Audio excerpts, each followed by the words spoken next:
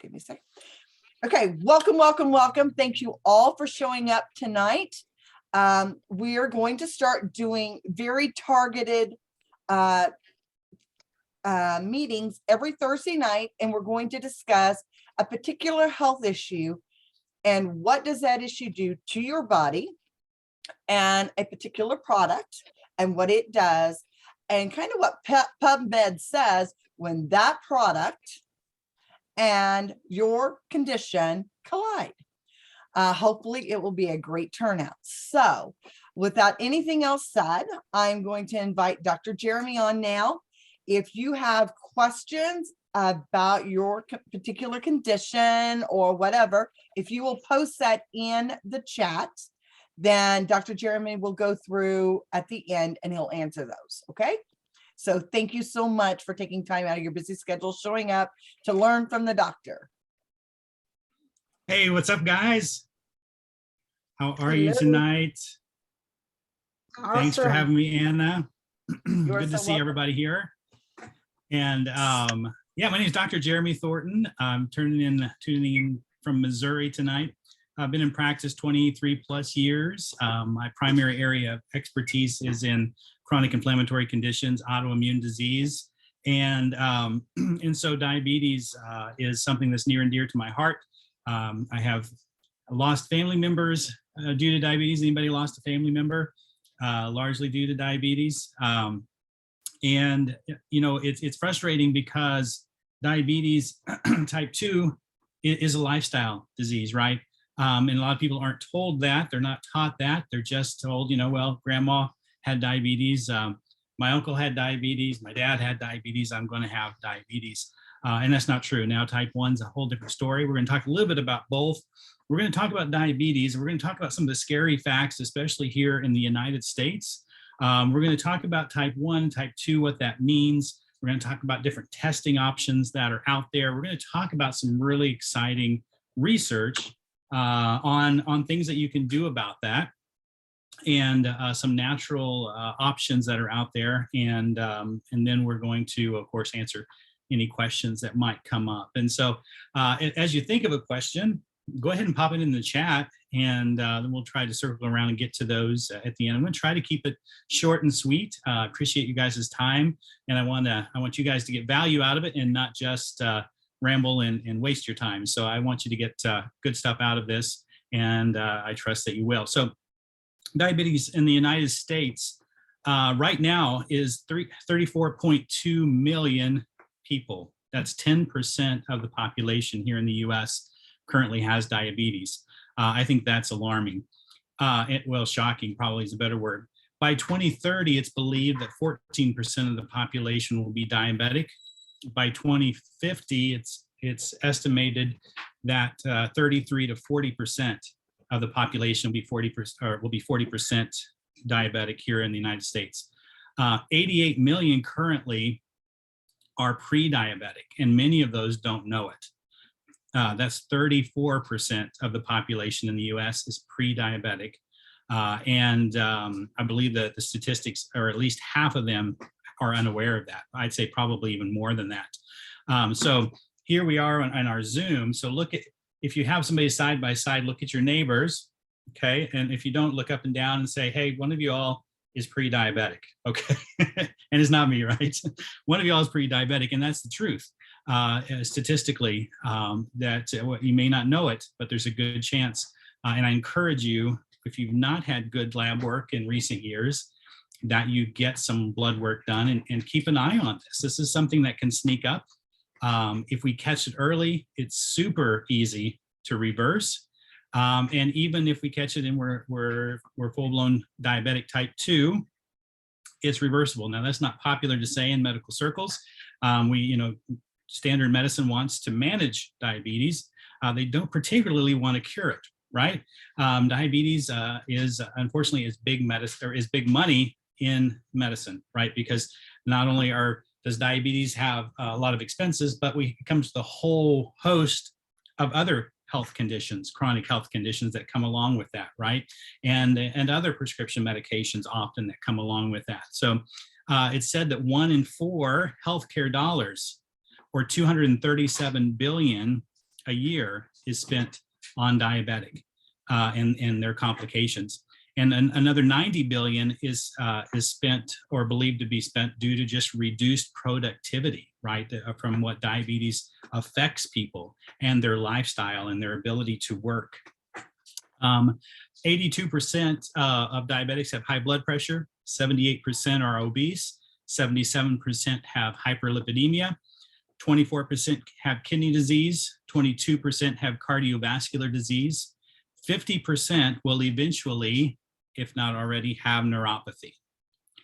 Also common conditions that come along with diabetes or are strongly associated are PCOS, eye damage or eye diseases, dramatic increased risk of neurodegenerative diseases, especially Alzheimer's disease, which some call type 3 diabetes. We probably won't get into that tonight, but endothelial dysfunction, and that just means vascular damage and vascular injury.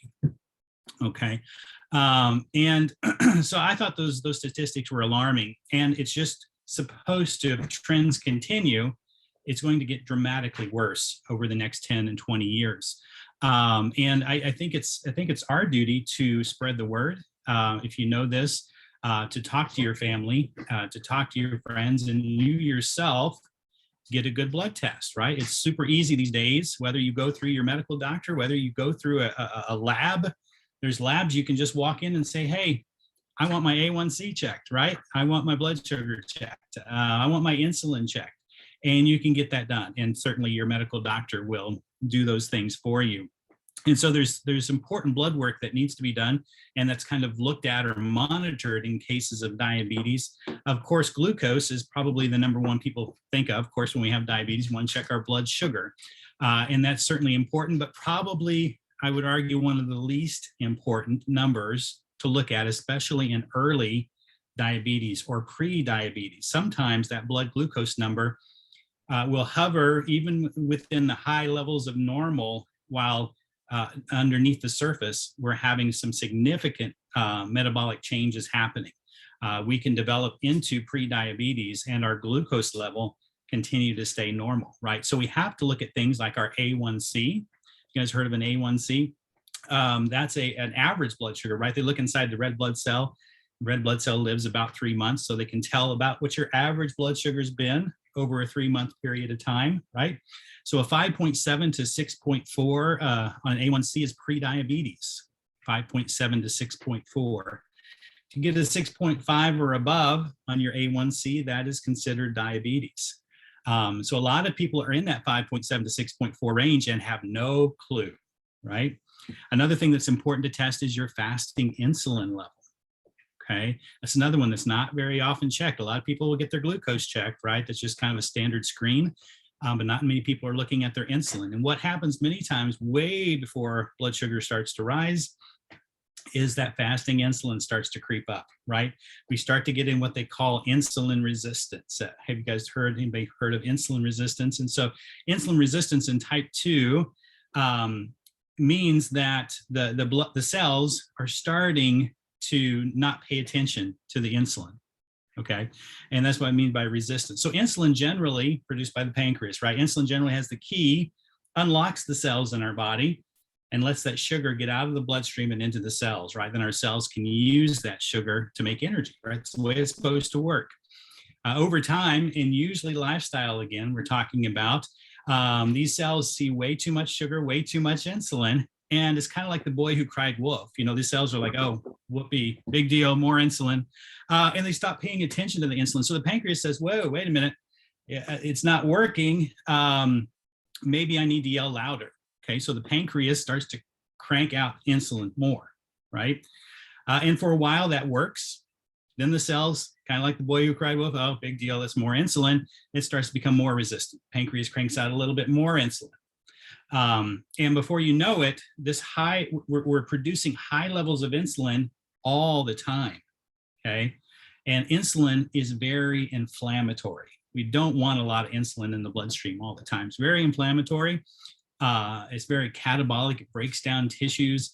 And it is, what was the other thing I was going to mention? It is, oh, I often call it the hibernation hormone, right? Insulin wants to grab a hold of everything and store it away for the winter. So insulin levels go up and we start to gain weight. And this also makes it very difficult to lose weight, even doing strict things, strict diets, exercising. Insulin resistance makes those goals and all that effort more, makes it difficult to lose that weight because it wants to hold on to it. Until we reverse that insulin resistance, we're going to have trouble losing weight. Does that make sense? If I miss anything or if it's unclear, make sure you drop it in the chat there. I'll cover it again. And so what happens is now the insulin's high, and for a while it works okay. But if we had had a fasting or fasting insulin, we probably would have caught this. And so finally, the blood sugar starts to creep up, right? Above normal. Finally, right? This has gone on for a while. The insulin levels are high. The blood sugar now is starting to creep up. Now we might see an increased glucose. We're going to starting to see an increase in A1C, and we get into that pre-diabetes and diabetes. Of course, type 1 diabetes is an autoimmune disease. Everybody know that? The type 1 as an autoimmune disease, a lot of times it's diagnosed as a child. And what happens, the immune system gets confused and thinks the pancreas is the bad guy. It thinks those beta cells, which produce insulin in the pancreas, it attacks those cells. And so those cells cannot effectively produce insulin, or it attacks many of those cells, and it continues to attack those cells over time. And so the pancreas works less and less and less at producing that insulin, of course, requiring insulin, right, to be administered to keep that blood sugar under control. So as a type 1 diabetic, if there's things that we can do to improve insulin sensitivity of the cells, right, that's a great thing. If there's things we can do to reduce the need of insulin over time, is going to be very beneficial for the body, for longevity, for health and aging and all those things. And so those are things that we have to look at. Now, type 1, of course, is not lifestyle driven. Now we can certainly do some things with lifestyle that don't help type 1, but it is an autoimmune disease. I briefly mentioned type 3 diabetes because now they're calling Alzheimer's type 3 diabetes. And the reason is because they're having trouble with insulin resistance in the brain. So we talked about the cells not paying attention to the insulin, right? So the brain cells aren't getting glucose, right? Because of that insulin resistance. And if those cells don't have fuel, those brain cells, like any cell, will die. And so a lot of times we're seeing that Alzheimer's is connected with insulin resistance and oftentimes diabetes. Has anybody lost anybody to Alzheimer's disease in their family or know somebody? And if we would have reined in that blood sugar, years ago, there's a good chance we could have prevented that. So that is just a little bit about diabetes, type 1, type 2, type 3. It's a little bit about testing. Encourage you guys, again, if you haven't done it in a while, get your glucose tested, but more importantly, get your A1C and your fasting insulin checked. Again, drop any questions in the chat. And I'm going to talk just a little bit about something that's been super exciting that I've had the benefit to use over the years in practice. And that is a natural substance called curcumin. Has anybody heard of curcumin? Right, comes from turmeric. And we've known about this for many years. There's been studies on it for decades. It's been used in Ayurvedic medicine for thousands of years, right? This is ancient medicine. But the science is just now kind of catching up with that fact. And they're finding out that curcumin is very beneficial for both type 1 and type 2 diabetics. And I'm going to share some research with you that I think you'll find very exciting, and at least I did. So one thing I would challenge you, if you're interested in this topic, is one, just Google curcumin and diabetes. You'll be blown away by just the information that pops up there. If you're really nerdy like me, I encourage you to go to PubMed and then in the search bar type curcumin and diabetes. And again, there's a ridiculous amount of studies that are out there on this topic. And we could go over that all night, but we won't. This was a recent article from Current Topics in Medical Chemistry called Curcumin, a natural product for diabetes and its complications. Right, this one here was from the Journal of Nutrients. It was just in 2019. Curcumin in type 2 diabetes mellitus prevention and treatment. Something I highlighted out of this article was that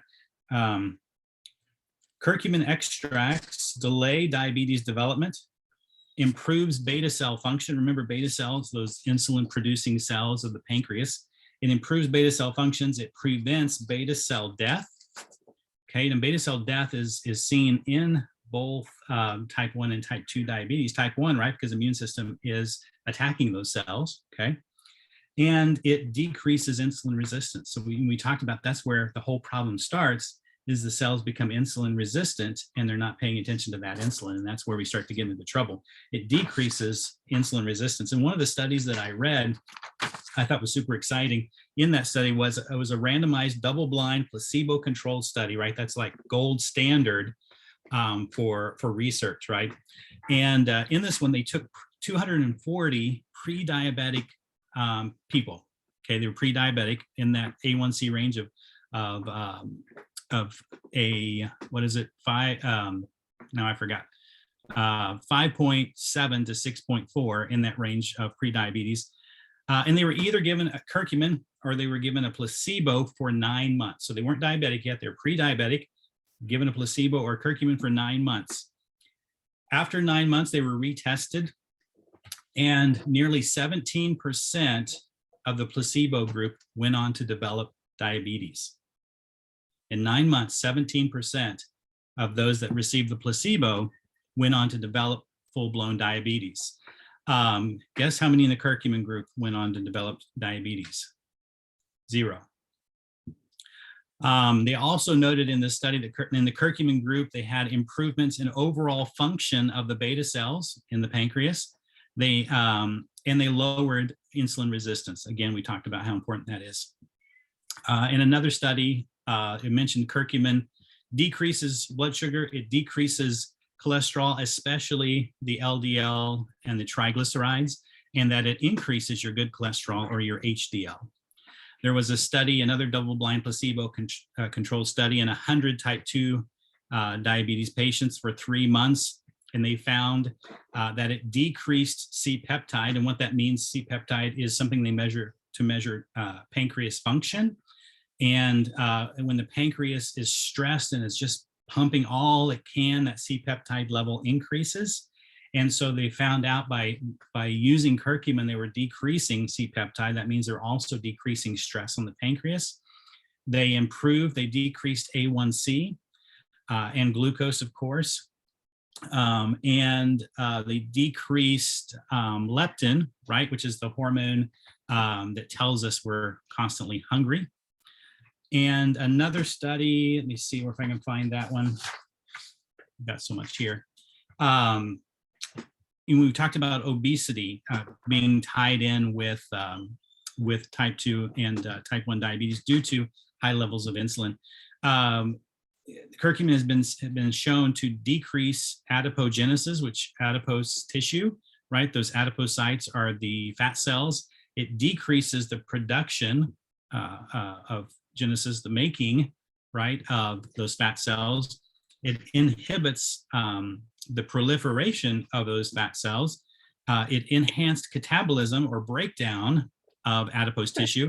And one thing I thought was just really shocking is that it promotes the browning of white adipose tissue. So white adipose tissue is the unhealthy pro-inflammatory fat that builds up around our waist or in our hips or in our liver, right, in fatty liver. Brown fat is actually the fat that you like, right? It increases energy expenditure. And so they were showing that curcumin actually starts to promote the browning or the turning brown from white fat, unhealthy fat, into the healthy brown type of fat. I thought that was remarkable. And there's studies on how it impacts the microbiome. It increases your Firmicutes, which is the type of probiotics that make you lean It decreases Bacteroidetes, which is the probiotics, the bugs that tend to make you gain weight. So from a microbiome, from a probiotic gut standpoint, they're showing how curcumin can affect obesity, especially in diabetics. So that is just a little bit about some of the recent research. I will go just briefly into type 1. Curcumin ameliorates autoimmune diabetes. This was in the Journal of Clinical Immunology. It downregulates the T cell response, and the T cells are what destroy those pancreatic beta cells. Okay, so studies show that it downregulates this T cell, this immune response that are responsible for that cell death. There's studies that diabetes can reduce the severity of sensory motor polyneuropathy in patients with type 2 diabetes. So there's studies on how, of course, if we can address the diabetes, we're going to decrease those other comorbidities. We're going to decrease those other diseases associated with diabetes. One of those is neuropathy. And it shows that curcumin treats neuropathy in and of itself. And the last thing that I was going to mention that is new, a lot of these studies are still ongoing. They're still learning more and more. Some of these things and how it impacts blood sugar, how it improves beta cell function. They don't know all of the molecular components of that. And that's currently under a lot of research. One thing that I thought was super exciting is that there are rat studies where they mimic type 1 diabetes in rats, of course, which destroys those beta cells of the pancreas, right? And reduces their ability to produce insulin. The rats that were given curcumin are actually regenerating new beta cells in their pancreas, right? Who thought that that's not supposed to happen? You're not supposed to regrow beta cells in your pancreas once it's destroyed. They're just gone, right? But this curcumin in these rat studies are regrowing beta cells in their pancreas. And these beta cells are becoming functional, meaning that not only are they making new cells in their pancreas, these new cells are starting to create insulin. So, of course, we don't have any idea how that is going to eventually relate to humans, but I think it's pretty exciting that that's happening even in the lab. And so anyway, that's I could go on and on about the research that's out there about diabetes and curcumin, both type 1, type 2. I wanted to touch on just a few of those mechanisms. We know about a big component of diabetes is just inflammation. And inflammation causes damage everywhere, right? Our heart, our blood vessels, right? Our eyes, our kidneys, the nerves from our spinal cord that causes that neuropathy is all inflammation driven. Those high levels of insulin, like I mentioned, is like pouring fuel on the fire, right? It just ignites that inflammation in the body. And let me look down here, just seeing if there's anything mentioned right there. Kylie's last A1C was 12.2. That's up there, girl. Cool. Anyway, and so the challenge was, and I came upon this article while I was looking through that, is this article from Molecular Pharmacology says the bioavailability of curcumin, problems and promises. Okay, so this is where we've struggled. This is where I have struggled in practice when utilizing curcumin. It sounds amazing, right? And in the lab, it has been amazing. They found it could do crazy things with cancer cells. They found it could do amazing things in the lab and test tubes and cell cultures and mice. When you injected curcumin into their bloodstream and into their body, they were seeing all of these amazing things happen. But one thing they didn't, that these articles didn't talk about is it's difficult to get curcumin into the bloodstream, right? Curcumin is not very bioavailable. So what that means is that you can swallow turmeric or curcumin in the root. You could put it in a powder, you could put it in a capsule, and very little of that gets into the bloodstream. And what it gets into the bloodstream, as this mentions here in this article, it says that Major reasons contributing to the low plasma and tissue levels of curcumin appear to be due to poor absorption, rapid metabolism, and rapid systemic elimination. So when you get curcumin in the bloodstream, one, it doesn't get there very well. It's not absorbed well. Two, it's rapidly broken down. And three, it's rapidly excreted.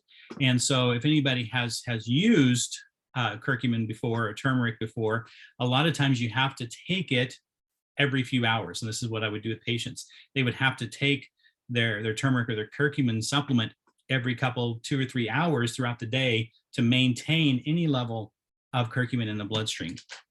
Right. And so that has been the big challenge. Is they've known all of these amazing things curcumin could do, but why wouldn't this reproduce in the human body? And that is why. So we're trying to get a lipid-like substance, which curcumin is, into the bloodstream, which is mostly water, right?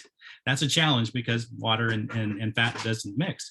And so this is where this new technology that Anna alluded to earlier is super exciting. So there's a new German technology that just recently came out that increases absorption of curcumin by up to 277 times standard curcumin preparations, right? 277%, 277 times greater absorption and bioavailability. And what that means is that a lot of these things that we've known in the research but had trouble reproducing in the human body, we're now seeing just ridiculous improvements in the lab, not only in the lab, but in humans. And I've been seeing just crazy results in my patients of all kinds, but including in my patients that do have blood sugar imbalances, that do have type 1, type 2 diabetes. So it's been super exciting to watch their labs change, to watch, in many instances, we were already working on diet, right? The only thing we added was this new technology, and we're seeing some of those things that we saw in that research, right? We're seeing decreases in the A1C. We're seeing improved insulin resistance, which means that insulin, that fasting insulin especially, is starting to drop on the tests, right? Those inflammation markers are starting to come down on their lab work. And then, of course, we work with them on diet, right? Some lifestyle changes. We need to get active. That helps us to be able to utilize that sugar more efficiently. We need to reduce that sugar, those carbs, those starches, right? Those grains that are triggering a high blood sugar and an insulin response. And then we're adding this what science calls the strongest medicinal component known to man, which is the curcumin. And what has been made suddenly bioavailable due to this new German technology called BioMS. And so anyway, that is, I know I've rambled for a while now, almost 30 minutes here. So I'm happy to open it up to questions if you want to drop anything in the chat. Anna, anything else you'd like me to cover? No, honestly, this was amazing. I felt like I kind of understood diabetes. My grandmother had it, so I've always kind of been aware, but this was like going to like crash course school on diabetes. I learned so much tonight, and I think it's going to make so many people aware. I didn't even realize that you could go and run some of these tests. So this has been a wealth of information, and I just think people do not realize God created us so incredible that when we give our bodies what they need, they are empowered to get better. Lots of times we just don't give our bodies what they truly need. And that's what I'm so excited about this product, because I'm seeing as people need this, and as they're getting it, crazy things are happening for people. Some people it happens poof, and other people it takes a little bit longer. But I always say you didn't fall into that mud hole overnight, so you're not gonna get better overnight. Usually it takes a while to unspiral back out. But hopefully somebody has some questions, because this was amazing teaching. Thank you so much, Dr. Jeremy. You just made my heart so happy tonight. I can't wait to share this with other people that couldn't be here. So hey, thanks for having me. You bet. Amber had a good question. She said, what kind of timeline should people expect to use to really see some results in neuropathy and other issues? I think a lot of that also has to do with the timeline of how long they've been diabetic, right?